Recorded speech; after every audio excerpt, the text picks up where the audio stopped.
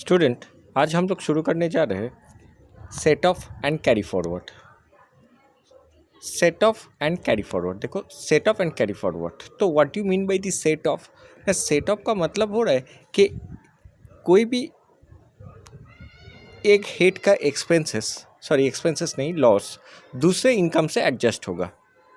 सो देखो यहाँ पर हमने लिखा है अ पर्सन मे इनकर loss from a source in a year under the income tax act. Concession is available to such person incurring loss.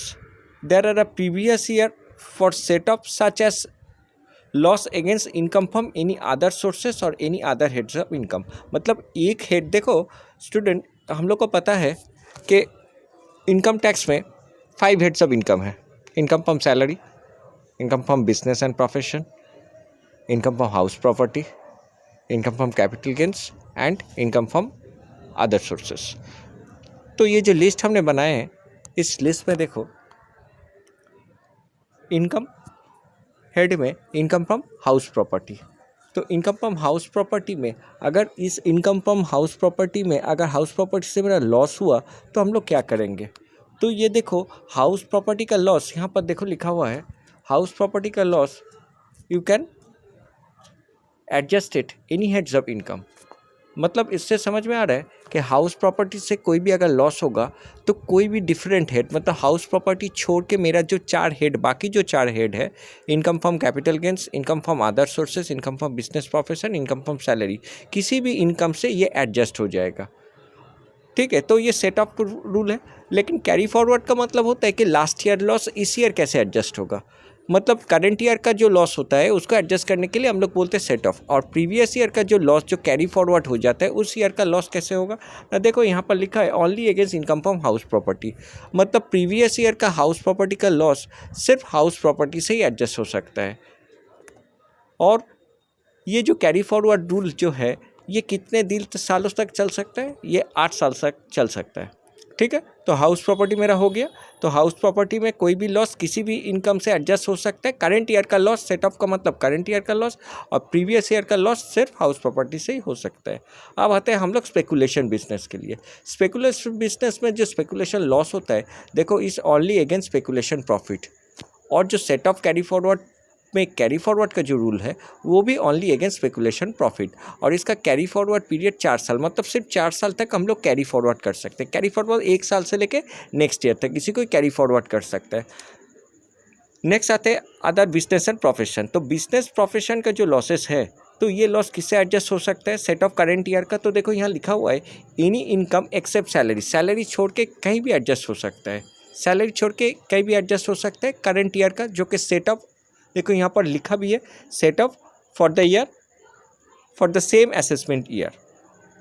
अब देखो इसका कैरी फॉरवर्ड जो रूल है only against profit on business from a business और profession. मतलब business profession से अगर कोई लॉस होगा तो ये लॉस कैरी फॉरवर्ड के लिए सिर्फ उसी हिस्से हम लोग एडजस्ट कर सकते हैं। और इसका कैरी फॉरवर्ड का जो मैक्सिमम टाइम पीरियड है, मैक्सिमम ईयर है, वो भी 8 साल है। अब देखो आते हैं कैपिटल गेंस। कैपिटल गेंस में हम लोग को तो पता ही है कि कैपिटल गेंस 2 टाइप का होता है, एक लॉन्ग टर्म कैपिटल गेंस और एक short term capital gains. Long term capital gains में देखो only against long term capital gains. मतलब लॉन्ग टर्म कैपिटल गेंस से अगर कोई लॉस हुआ, मतलब लॉन्ग टर्म कैपिटल लॉस जिसको कहते हैं, वो लॉन्ग टर्म दूसरे कोई एसेट बेच के अगर लॉन्ग टर्म कैपिटल गेन आए सिर्फ उसी से ही एडजस्ट हो सकता है। और मेरा कैरी फॉरवर्ड का रूल भी सेम ही है, only against long term capital gains. तो लॉन्ग टर्म कैपिटल गेंस सिर्फ लॉन्ग टर्म से ही एडजस्ट होता है, whether it is set off और carry forward, and it should be carry forward up to 8 years. अब आते हैं शॉर्ट टर्म कैपिटल गेंस। तो शॉर्ट टर्म कैपिटल गेंस में देखो only against capital gains both short term and long term. जैसे long term सिर्फ long term से ही जाता है, बट शॉर्ट टर्म में both long term and short term दोनों से है। मतलब शॉर्ट टर्म कैपिटल लॉस से अगर कोई लॉस होगा तो ये लॉस दोनों से एडजस्ट हो सकता है। और कैरी फॉरवर्ड का रूल भी उसका सेम ही है, only against capital gains both short term and long term. और इसका जो टाइम पीरियड है ये भी 8 साल तक चलेगा। इसके बाद आते हैं अदर सोर्सेस। अदर सोर्सेस में बहुत सारा इनकम है। अदर सोर्सेस में income from owing and maintenance resource से कुछ लॉस हो सकता है, तो इससे किससे एडजस्ट होगा? देखो लिखा हुआ है कैरी फॉरवर्ड का रूल में, देखो लिखा हुआ है only against income from owing and maintenance resources. और सेटअप का भी रूल सेम ही है, only against income from owing and maintenance resources. इसका कैरी फॉरवर्ड का रूल है 4 साल तक हम लोग इसको जा सकते हैं। अदर सोर्स पे बहुत सारा ये है, अदर सोर्स का भी हम लोग वीडियो बनाएंगे, उसमें देखोगे कि इनकम फ्रॉम अदर सोर्सेस किसको कहते हैं। अब अदर सोर्स में बाकी अदर सोर्स का जो ये है, सिर्फ देखो अदर सोर्स पे ओइंग एंड मेंटेनेंस रिसोर्स छोड़ के बाकी जो है इनकम फ्रॉम अदर सोर्सेस कोई भी इनकम से एडजस्ट हो सकता है except owing and maintenance resources. और इसका सेटअप कोई भी इनकम से हो सकता है, कोई भी इनकम मतलब इनकम फ्रॉम अदर सोर्स के जो बाकी जो चारों हेड है अब मेरा इनकम टैक्स में, जैसे income from salary, income from house property, income from capital gains, income from business and profession, किसी से भी ये एडजस्ट हो सकते हैं, बट ये कैरी फॉरवर्ड नहीं हो सकते। इसका मतलब इनकम फ्रॉम अदर सोर्स में अगर कोई मेरा लॉस आया so it should not be carry forward, ये कैरी फॉरवर्ड नहीं हो सकते। इसके लिए इसका कोई टाइम पीरियड भी नहीं है। अब देखो प्रॉफिट एंड बिजनेस और प्रोफेशन में एक चीज़ है जिसको कहते हैं अनएब्जॉर्ब डेप्रिसिएशन। तो अनएब्जॉर्ब डेप्रिसिएशन इस किससे एडजस्ट हो सकता है, देखो any head of income except salary, salary छोड़ के किसी से भी ये एडजस्ट हो सकता है। और कैरी फॉरवर्ड का इसका रूल है any heads of income except salary, almost same है और इसका कोई टाइम लिमिट नहीं है। तो हर चीज़ का एक टाइम लिमिट था कैरी फॉरवर्ड का, 10 साल 20 साल 8 साल जो भी हो, लेकिन इसका कोई लिमिट नहीं है, मतलब 100 साल भी चल सकता है। किसका ना, अनएब्जॉर्ब डेप्रिसिएशन का। नॉर्मली बीकॉम में यहीं तक हम लोग का आता है, अनएब्जॉर्ब डेप्रिसिएशन तक हम लोग आता है साइंटिफिक रिसर्च, और बाकी जो है वो सीए लेवल का है, इतना हमको पढ़ने का भी ज़रूरत नहीं है। हम लोग का नॉर्मली इसी सेट में आ जाता है कि मेरा फिर से हम बताते हैं income from house property, speculation business, normal business, capital gains both short term and long term, and income from other sources. Salary का लॉस यहाँ कहीं नहीं लिखा हुआ है, 4 लॉस ही यहाँ पर ये दिया हुआ है, देखो, क्योंकि सैलरी में कोई लॉस नहीं होता है, सैलरी में कोई लॉस नहीं होता है, क्योंकि एक बंदा अगर कोई नौकरी करेगा तो उसको सैलरी मिलेगा ही, हाँ कुछ कम ज़्यादा मिल सकता है बट सैलरी में मिलेगा, सैलरी में कोई लॉस नहीं होता है, इसलिए सैलरी का कोई लॉसेस यहाँ पर एडजस्ट नहीं होता है। हाँ, सैलरी से बहुत सारा जो बाकी चारों हेड है इसमें लॉस हो ही सकता है। हम लोग जानते हैं कि मेरा हाउस प्रॉपर्टी में लॉस आ सकता है, बिजनेस तो लॉस आता ही है, कैपिटल गेंस में भी लॉस आता है, इनकम फ्रॉम अदर सोर्स में भी लॉस आता है। तो ये सब किस किस से एडजस्ट होगा, तो इसके लिए ये जो चार्ट है, ये चार्ट अच्छे से हम लोग को जानना ज़रूरी है।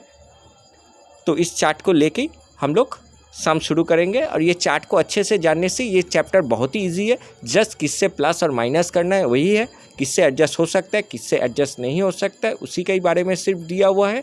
जैसा कैपिटल गेंस में हम लोग करते कभी कभी कि शॉर्ट टर्म कैपिटल गेन आया लेकिन लॉन्ग टर्म कैपिटल लॉस आया, तो लॉन्ग टर्म कैपिटल लॉस देखो शॉर्ट टर्म से एडजस्ट नहीं हो सकता है। मान लो कि शॉर्ट टर्म कैपिटल गेंस में हमने ₹1,00,000 कमाया लेकिन लॉन्ग टर्म में मेरा 80,000 गवाया, तो मेरा इनकम 20,000 होना चाहिए, नहीं, ऐसा नहीं होता है, क्योंकि शॉर्ट टर्म कैपिटल लॉस से long term capital loss adjust नहीं हो सकता है, शॉर्ट टर्म कैपिटल गेन से long term capital loss adjust नहीं हो सकते, इसलिए हमको 1,00,000 का ऊपर ही हमको टैक्स भरना है। 80,000 जो है जो लॉन्ग टर्म कैपिटल गेंस का लॉस है that you can carry forward to the next year, लेकिन उससे वो एडजस्ट नहीं हो सकता है।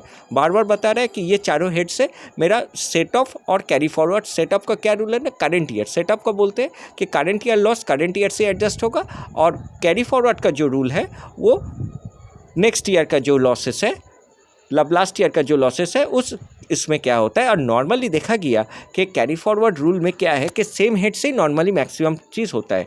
सेम हेड देखो यहाँ पर मेनली जो हेड्स है सिर्फ उसी हेड से ही मेरा होता है, मतलब इंट्रा हेड हम लोग नॉर्मली नहीं जा सकते।